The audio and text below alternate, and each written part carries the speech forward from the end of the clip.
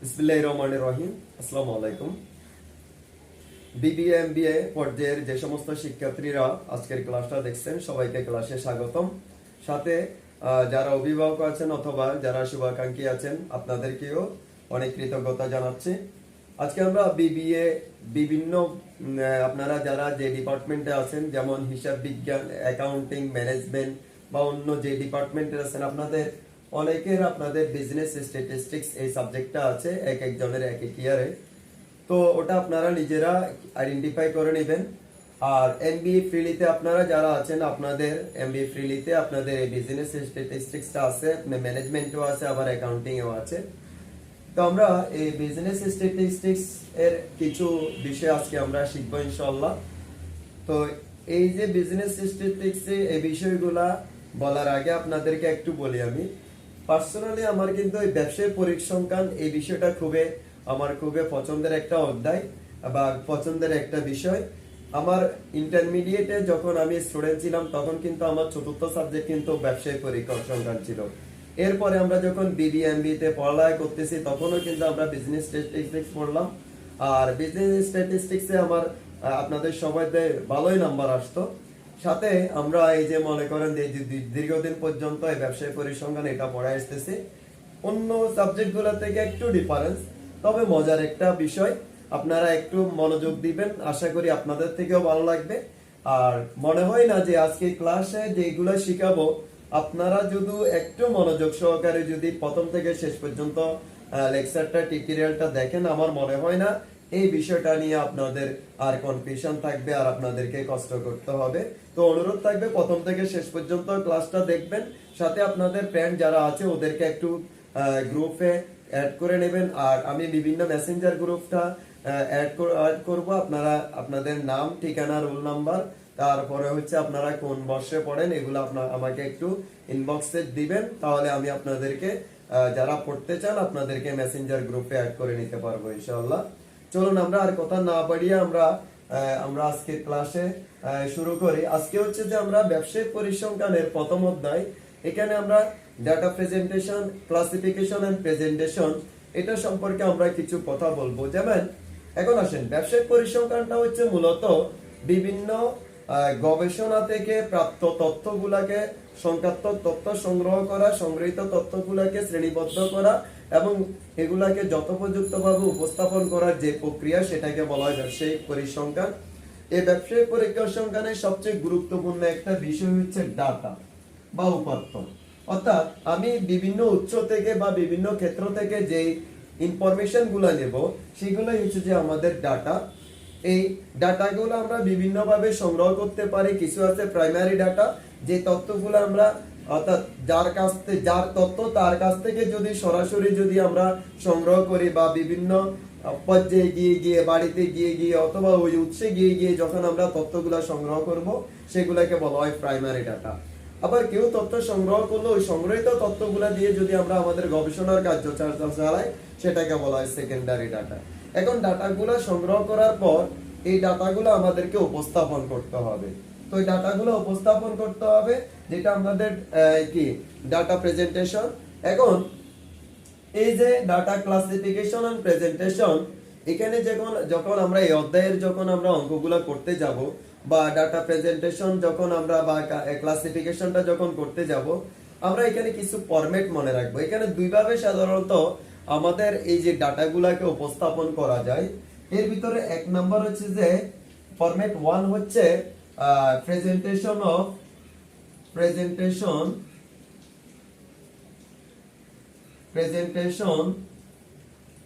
frequency distribution table. Frequency distribution table. এই frequency distribution table, প্রথমত আমরা একটা ডিস্ট্রিবিউশন টেবল প্রস্তুত করা শিখব। এই ফ্রিকোয়েন্সি ডিস্ট্রিবিউশন টেবলের ভিতরে আবার তিন রকমের আমাদের ফ্রিকোয়েন্সি ডিস্ট্রিবিউশন টেবল আছে। যেমন এক নাম্বার হচ্ছে সিম্পল টেবল, দুই নাম্বার বা বি নাম্বার হচ্ছে যে আপনার বাই ভ্যারাইটি টেবল, আর সি নাম্বার হচ্ছে যে আপনার স্টিমেনলি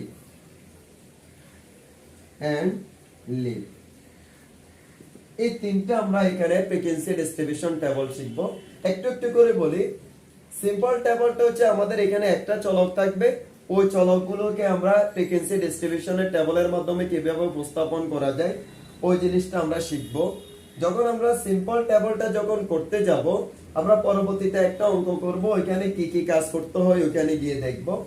এরপরে বাই ভ্যারাইটি টেবল মানে যে এটাকে আবার আমরা কমপ্লেক্স টেবলও বলতে পারি, এটাকে আবার কমপ্লেক্স টেবলও বলা হয়। এখানে সাধারণত দুইটা চলক দেওয়া থাকবে, দুইটা চলককে কিভাবে আমরা টেবলে উপস্থাপন করি ওই জিনিসটা আমরা এখানে শিখবো। এরপরে স্টেম এন্ড লিভ মেথড মানে হচ্ছে যে এখানে আমাদের পত্র এবং কাণ্ডপত্র কোষ পদ্ধতি, এখানেও আমাদের সাধারণত একটা স্টেম ধরবো, কাণ্ড ধরবো, তারপরে বিভিন্ন পত্রগুলোকে আলাদা করব। এটাও আমাদের খুব ইজি আছে, আমরা এই তিনটা মেথড করব।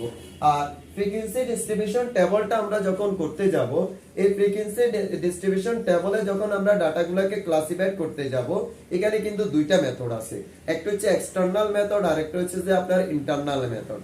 কোনটা কি কিরকম দেখেন, যেমন মনে করেন আমরা 10 থেকে 20, 20 থেকে 30 দুইটা তথ্য নিলাম, এটা একটা। আরেকটা নিলাম মনে করেন 10 থেকে 19, আরেকটা নিলাম আমরা 20 থেকে কত 29। দেখেন দুইটা টেবিলের মধ্যে পার্থক্য কোথায়? এখানে দেখেন, এখানে আমাদের এখানে লাস্ট অর্থাৎ এই প্রথম শ্রেণীর লাস্ট সংখ্যা যেটা, দ্বিতীয় শ্রেণীর লাস্ট সংখ্যা প্রথম সংখ্যা কিন্তু একই, ঠিক আছে। যদি এখানে আমাদের যদি এখানে লাস্ট ভ্যালু এবং এখানে ফার্স্ট ভ্যালু দুইটা মান যদি একই রকম থাকে, তখন সেটাকে বলবো আমরা এক্সটার্নাল মেথড। কি মেথড বলবো? এক্সটার্নাল মেথড বলবো আমরা, বা বহির্ভূত পদ্ধতি। তো এক্সটার্নাল মেথডের ক্ষেত্রে কাজটা করার জন্য যখন ফ্রিকোয়েন্সিটা আপনারা গণনা করবেন, সেক্ষেত্রে মনে রাখবেন এখানে যে আমাদের লাস্ট সংখ্যা যে 20 যেটা দেওয়া আছে, এই লাস্ট সংখ্যাটা আমরা এই রোতে মানে এখানে গণনা না করে আমরা 20টা গণনা করব এর পরের রোতে। মনে থাকবে, অর্থাৎ এই 20টা দুই জায়গায় আছে। প্রশ্ন স্বাভাবিকভাবে প্রশ্ন আসে, স্যার আমরা 20টাকে এখানে গণনা করব নাকি নিচে গণনা করব? এখানে গণনা করব না, আমরা গণনা করব নিচে। একইভাবে 30 এর পরেরটা মনে করেন 30টা এখানে গণনা না করে এর পরেরটাতে গণনা করব। এটা হচ্ছে আপনার এক্সটার্নাল মেথড। তাহলে প্রথম সারের লাস্টের সংখ্যা দ্বিতীয় সারের প্রথম সংখ্যা যদি একই রকম হয়, তখন সেটা হচ্ছে এক্সটার্নাল মেথড। আর ইন্টারনাল মেথড মানে হচ্ছে দেখেন 10 থেকে 19, আবার এখানে 20 থেকে 29, যখন এরকম যদি একই রকম না থাকে, অর্থাৎ আমাদের প্রথম সারের লাস্ট মান দ্বিতীয় সারের প্রথম মান যদি একই রকম না থাকে, তখন হচ্ছে ইন্টারনাল মেথড। এটাকে ইন্টারনাল মেথড বলার কারণটা হচ্ছে 10 থেকে 19 সবগুলো সংখ্যা আমরা এখানে গণনা করব, ও 20 থেকে 29 সবগুলো সংখ্যা দ্বিতীয় রোতে গণনা করব, বাইরের পরেরটাতে যাচ্ছে না। সেই জন্য এটা হচ্ছে কি ইন্টারনাল মেথড। আরো বিস্তারিত আমরা যখন অঙ্ক করতে যাব আরো বিস্তারিত শিখবো। তাহলে আমাদের এই যে আমাদের কি অর্থাৎ এই যে তথ্য উপস্থাপন করা, তাহলে দুইটা পদ্ধতি আছে, একটা হচ্ছে এক্সটার্নাল মেথড আর একটা হচ্ছে কি ইন্টারনাল মেথড, ঠিক আছে। ওকে, তাহলে ফরম্যাট 1 এ গিয়ে আমরা কি শিখবো? প্রেজেন্টেশন অফ ফ্রিকোয়েন্সি ডিস্ট্রিবিউশন টেবলটা শিখবো। একটা আমরা পরবর্তীতে আমরা এসতেছি একটা টেবল কিভাবে শিখা যায়, সিম্পল মেথডে একটা টেবল শিখবো। এরপরে এখানে আমাদের দ্বিতীয় ফরম্যাট যেটা, এটা হচ্ছে আমাদের গ্রাফিক্যাল কি প্রেজেন্টেশন। এখানে আমরা বিভিন্ন ধরনের গ্রাফ শিখবো, অর্থাৎ কিভাবে গ্রাফের মাধ্যমে আমাদের এই তথ্যগুলোকে উপস্থাপন করা যায় সেগুলো আমরা শিখবো, ঠিক আছে। যেমন আপনারা যখন দেখবেন, যখন আপনারা টেলিভিশনের সামনে যখন খেলা দেখতে বসেন, যেমন বাংলাদেশ আর ভারতের খেলা চলতেছে, একটা হঠাৎ করে একটা রো চলে আসলো, এরকম এরকম করে কোন ওভারে কত রান আসলে এটা একটা দিয়ে দিলে, এটাকে বলা হয় যখন গ্রাফের মাধ্যমে দিয়ে দেয়, এটাকে বলা হয় আপনার কি গ্রাফিক্যাল প্রেজেন্টেশন বলা হয়। ওইগুলো এক একটা ডাটা। আবার এটাকে যখন আমরা লিখিত ভাবে প্রকাশ করব, যে এই শ্রেণীতে এতজন, এই শ্রেণীতে এতজন, এই শ্রেণীতে এতজন, এগুলা এটাকে বলা হয় আমাদের কি ডিস্ট্রিবিউশন, ফ্রিকোয়েন্সি ডিস্ট্রিবিউশন টেবল বলা হয়, ঠিক আছে। ওকে, অনেক কথা বলে ফেললাম। এই কথাগুলো থেকে আমরা সবচেয়ে ভালো হচ্ছে যে আমরা একটা কি করি, একটা টেবল প্রস্তুত করা শিখি। তাহলে আজকে আমরা শিখবো সিম্পল টেবলটা কিভাবে প্রস্তুত করা যায়, ওই জিনিসটা আমরা ইনশাআল্লাহ আজকে শিখবো। এখন আসেন সিম্পল মেথডে যখন আমরা ফ্রিকোয়েন্সি ডিস্ট্রিবিউশন টেবল করতে যাব, সিম্পল মেথডে যখন আমরা ফ্রিকোয়েন্সি ডিস্ট্রিবিউশন টেবলটা যখন আমরা করতে যাব, এখানে আমাদেরকে প্রথমে কিছু কাজ করে নিতে হবে। সেই কাজটা হচ্ছে আমাদেরকে এখানে প্রথমে একটা রেঞ্জ বের করতে হবে। রেঞ্জ বের করার জন্য আমাদের দুইটা জিনিস লাগবে, একটা হচ্ছে হাইয়েস্ট ভ্যালু আর একটা হচ্ছে লোয়েস্ট ভ্যালু। আপনারা এই যে আমরা এখানে যে তথ্যটা দেখলাম, আমরা এখানে যে তথ্যটা লিখলাম এটা 2015 সালের অঙ্ক অবশ্যই। এই তথ্যের ভিতরে দেখেন সর্বোচ্চ মান কত আমরা একটু দেখি, আইডেন্টিফাই করি। আমাদের এখানে সর্বোচ্চ মান হচ্ছে, এখানে দেখেন এখানে আমরা এই যে 68 একটা মান দেখতেছি আমরা, তাহলে এখানে সর্বোচ্চ মান হচ্ছে 68। এরপরে আমরা দেখবো এখানে সর্বনিম্ন মান 21 একটা দেখতেছি, না 12 একটা আছে। আমাদের সর্বনিম্ন মান হচ্ছে যে আমাদের এখানে কত, 12। তাহলে হাইয়েস্ট ভ্যালু আর লোয়েস্ট ভ্যালু দুইটা পেয়ে গেলাম। তাহলে ফ্রিকোয়েন্সি ডিস্ট্রিবিউশন করার জন্য প্রথমে আমাদের কিছু ওয়ার্কিং করতে হবে। প্রথমত হচ্ছে যে আমাদের এখানে ওয়ার্কিং নাম্বার 1, ওয়ার্কিং নাম্বার 1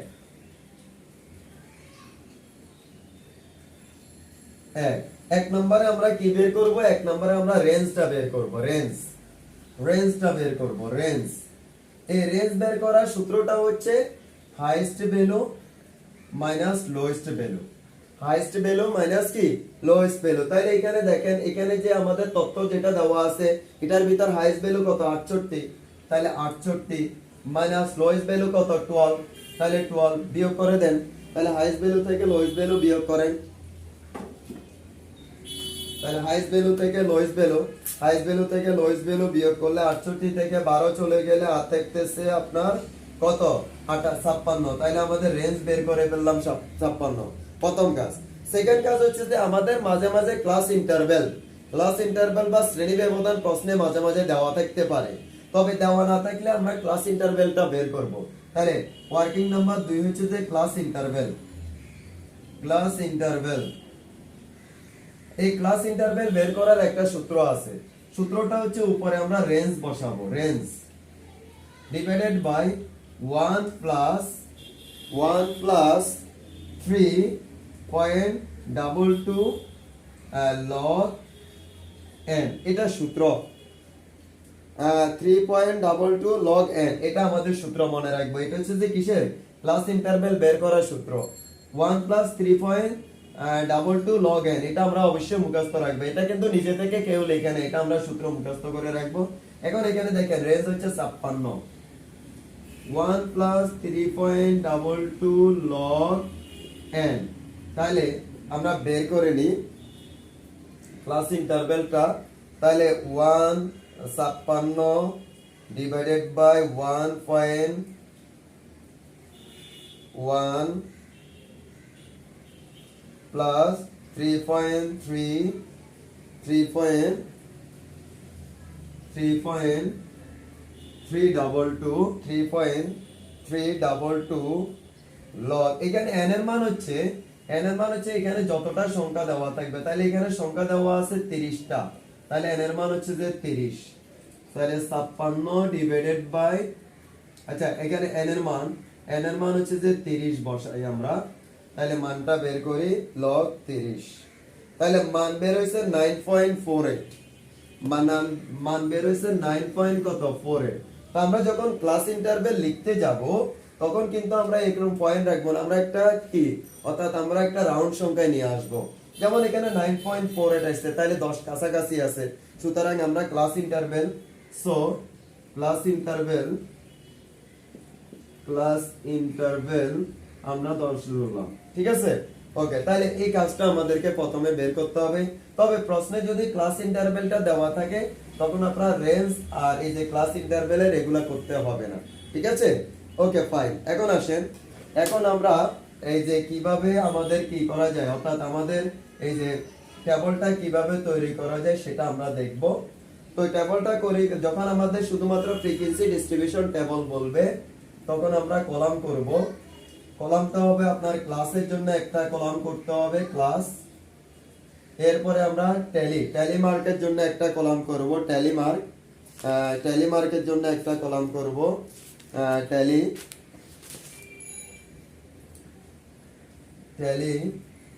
এরপর হচ্ছে যে আমাদের ফ্রিকোয়েন্সি,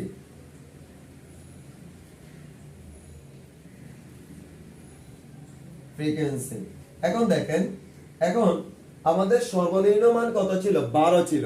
তাহলে ক্লাসটা সাজাবো আমরা 10 থেকে। আমরা এক্সটার্নাল মেথড উপরে লিখবেন ফ্রিকোয়েন্সি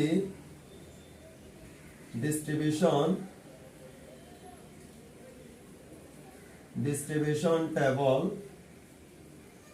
আমরা এটাকে এক্সটার্নাল মেথড করব। এক্সটার্নাল মেথডে আমরা করব। এখন আসেন, প্রথমে যেহেতু 12 আছে তাহলে আমরা 10 থেকে লিখি। 10 থেকে আমরা ক্লাস ইন্টারভ্যাল কত বের করছিলাম? 10। তাহলে 10 থেকে ব্যবধান তাহলে 20, তারপরে 20 থেকে 30, 30 থেকে 40, 40 থেকে 50, 50 থেকে 60, 60 থেকে 70। প্রশ্ন করতে পারেন স্যার 70 পর্যন্ত কেন বের করলেন? কারণ আমাদের এখানে হাইস্ট মান আছে 68, তাহলে 70 পর্যন্ত লিখলে 68টা চলে আসলো। Okay fine. এরপরে আসেন,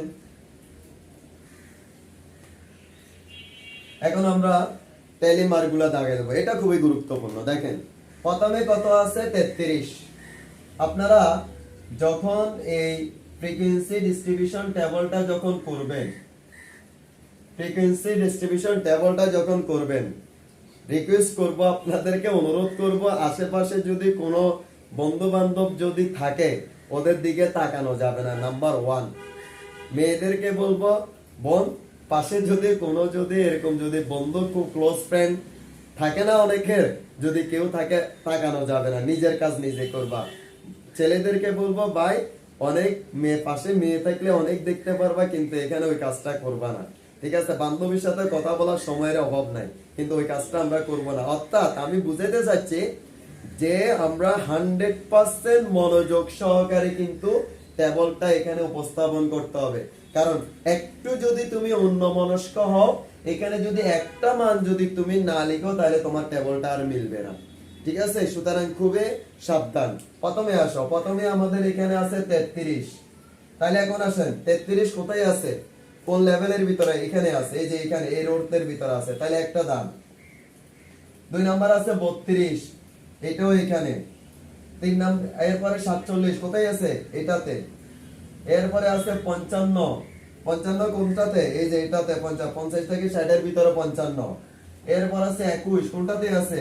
এই যে 20 থেকে 30 এর ভিতরে 21 আছে। এরপরে আপনার 50, কোনটাতে আছে? 50 এখানেও আছে, এখানেও আছে, কোনটাতে ধরবো আমরা? নিচেরটাতে, এখানে 50। এরপরে আছে 27, 27 কোথায় আছে? এই যে দেখেন 20 থেকে 30 এর ভিতরে 27 আছে। এরপরে আছে 12, 12 কোথায় আছে? দেখেন প্রথমটাতে 10 থেকে 20 এর ভিতরে 12 আছে, একটা টান। তারপরে দেখেন 68, লাস্টেরটাতে এখানে আছে 68। এরপরে আছে 49, তাহলে 49 দেখেন এই যে 40 থেকে 50 এর ভিতরে 49 আছে। এরপরে 40, এখানেও আছে, এখানেও আছে, কোনটাতে গুনবো? নিচেরটাতে, এখানে। এরপরে আছে 17, তাহলে 17 কোনটাতে? প্রথমটাতে। এরপরে আছে 44, কোনটাতে আছে? দেখেন 44, এই যে এটাতে আছে। এরপরে আছে 62, কোনটাতে? লাস্টেরটাতে, এখানে। এরপরে আছে আপনার 24, কোনটাতে আছে? এই যে 20 থেকে 30 এর ভিতরে 24 আছে। এরপরে আছে 42, 42 কোথায় আছে? এই যে 40 থেকে 50 এর ভিতরে। এখন এখানে দেখেন 4টা হয়ে গেছে, 5টা হচ্ছে এরকম। 5টা হচ্ছে দেখি, 5টা থেকে টেনে দেব, 42 গেল। এরপরে আছে 33, 33 কোথায় আছে? এই যে এটাতে আছে। এরপরে 38, আবার এখানে। এরপরে দেখেন, এরপরে 45, 45 কোথায়? এই যে নিচেরটাতে, এখানে। এরপরে 26, 26 কোথায় আছে? এই যে এটাতে আছে। এরপরে আছে 44, কোনটাতে আছে? 44 আছে, এই যে এটাতে। এরপরে দেখেন 33, কোথায় আছে? 33, এই যে 33, এটা 4টা হয়ে গেছে না? এরপরে 5টা এরকম। এরপরে 48, কোনটায়? 48 কোনটাতে? এই যে এটাতে 48। এরপরে দেখেন, এরপরে হচ্ছে 52, 52 কোথায় বসবে? দেখেন এই যে এখানে, দ্বিতীয় লাস্টের ওয়ানটা, আগেরটাতে। এরপরে 30, কোথায়? এখানেও আছে, এখানেও আছে, এটাতে গুনবো 30। এরপরে 50, দুই জায়গায় আছে, এখানেও আছে, এখানে আছে, যেহেতু এক্সটার্নাল মেথড তাহলে নিচেরটাতে গুনবো। 37 কোথায় আছে? এই যে 37, এই কলাম এটার ভিতরে আছে, 30 থেকে 40 এর ভিতরে। এরপরে আছে আপনার 38, আবার সেম জায়গায় 38। এরপর আছে 45, কোথায় আছে 45? এই যে এটাতে 45। লাস্ট ওয়ান আছে 48, কোথায়? 48, এই যে এটাতে, 5টা। শেষ। ইজি না? খুবই সহজ, একটু মনোযোগ দিতে হবে। দেখেন এখানে কয়টা? তাহলে এখানে 2, 1 2, তাহলে ফ্রিকোয়েন্সি হচ্ছে 2, 1 2 3 4, ফ্রিকোয়েন্সি হবে 4। এখানে 5 6 7 8, তাহলে ফ্রিকোয়েন্সি হচ্ছে 8। এখানে 10, ফ্রিকোয়েন্সি লিখলাম 10। এখানে 4, ফ্রিকোয়েন্সি 4। এখানে 2, ফ্রিকোয়েন্সি 2। মানে 2 4 8, 2 4 6 6 8 14 14 14 14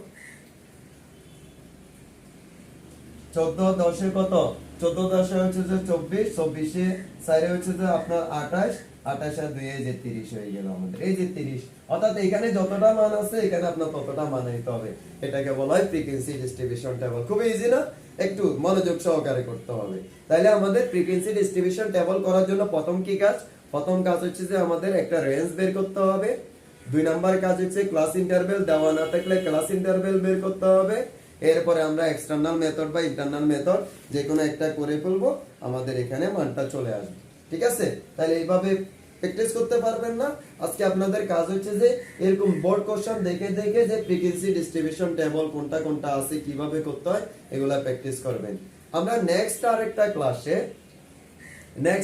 ক্লাসে এই সিম্পলের ভিতরে আবার আমাদের অনেকগুলা বিষয় বের করতে বলে যেমন এখানের ভিতরে আমাদের অনেক সময় মিড পয়েন্ট বের করতে বলে মিড পয়েন্টটা কিভাবে বের করব দেখেন এখানে মিড পয়েন্টটা হচ্ছে আমাদের এখানে 10 থেকে 20 আছে 10 থেকে তখন আপনারা এখানে পাশে এটা তো আমার আর দরকার নেই এটা আমরা একটু মুছে দিই এখান থেকে যদি আমরা মিড পয়েন্টটা যদি বের করতে চাই কি বের করতে চাই মিড পয়েন্ট এখন আসেন যদিও এখানে আমাদের শুধুমাত্র ফ্রিকোয়েন্সি ডিস্ট্রিবিউশন টেবল বললে মিড পয়েন্ট বের করার দরকার নাই মিড পয়েন্টটা এই 10 আর 20 যোগ করবেন 10 আর 20 যোগ করবেন 10 আর 20 যোগ করলে হচ্ছে 30 30 কে 2 দ্বারা ভাগ করলে 15 তাহলে এখানে মিড পয়েন্ট আমরা পরবর্তীতে যখন আমরা ওই যে সেন্ট্রাল টেন্ডেন্সি বা ওরকম যুগগুলা যখন করতে যাব প্রশ্নগুলো যখন এরকম ক্লাসিফাইড ডাটা যখন দেওয়া থাকবে তখন আমাদেরকে মিড পয়েন্ট বের করে নিতে হবে এবং মিড পয়েন্টটাকে তখন আমরা x দ্বারা প্রকাশ করব কি দ্বারা প্রকাশ করব x এরপরে 30 থেকে 30 আর 20 যোগ করলে 50 ভাগ করলে 25 2 দ্বারা 30 আর 40 যোগ করলে 70 70 কে 2 দ্বারা ভাগ করলে 35 এরপরে 40 থেকে 50 যোগ করলে হচ্ছে যে আপনার কত 90 90 কে 2 দ্বারা ভাগ করলে হচ্ছে 45 50 থেকে 60 যোগ 50 আর 60 যোগ করলে হচ্ছে 110 2 দ্বারা ভাগ করলে হচ্ছে 55 60 আর 70 যোগ করলে হচ্ছে আপনার কত 60 আর 70 যোগ করলে হচ্ছে যে 100 কত 60 70 70 80 90 100 10 20 30 130 2 দ্বারা ভাগ করলে হচ্ছে আপনার কত 65 এটা হচ্ছে যে মিড পয়েন্ট পারা যাবে না এরপর আমাদের অনেক সময় বলে যে কিউমুলেটিভ ফ্রিকোয়েন্সি বের করতে বলে কিউমুলেটিভ কি বের করতে বলে ফ্রিকোয়েন্সি বের করতে বলে তো কিউমুলেটিভ ফ্রিকোয়েন্সি কিরকম দেখেন প্রথমে এই যে 2 আছে না দুইটা লিখবো এই 2 এর সাথে এর পরেরটা যোগ করব তাহলে 2 আর 4 এ যোগ করলে 6 6 আর 4 এ যোগ করলে 8 এ যোগ করলে কত 14 14 আর 10 এ যোগ করলে 24 24 আর 4 এ যোগ করলে 28 28 আর 2 এ যোগ করলে হচ্ছে যে আপনার কত 30 ইজি তাহলে মিড পয়েন্ট বের করতে পারবো আমরা কিউমুলেটিভ ফ্রিকোয়েন্সি বের করতে পারবো আমরা তাহলে এটা আপনারা একটু দেখে দেখে সমাধান করবেন আমরা পরবর্তী যে কোনো দিন ইনশাআল্লাহ নতুন আরেকটা বিষয় নিয়ে আমরা আলোচনা করব ঠিক আছে কারণ আগে বলছি আমাদের এখানে কিন্তু দুই রকমের আছে একটা হচ্ছে যে আপনার ফ্রিকোয়েন্সি ডিস্ট্রিবিউশন টেবলের মাধ্যমে উপস্থাপন আর একটা হচ্ছে গ্রাফিক্যাল উপস্থাপন গ্রাফিক্যাল প্রেজেন্টেশন ঠিক আছে ওকে আজকে এতটুকু আপনারা সবাই ভালো থাকবেন তবে অনুরোধ থাকবে আরেকটা বিষয় এটা মনে করবেন না যে স্যারে আমাদেরকে তো অনেক দূরে পড়ে আছে স্যারে অনলাইনে ক্লাস দিচ্ছেন দেখেন আমরা ইনশাআল্লাহ টিউটোরিয়াল গুলো সামনে থেকে এখন তো আমাদের ফ্রি ক্লাস চলতেছে পরবর্তীতে আমরা আরো ভালোভাবে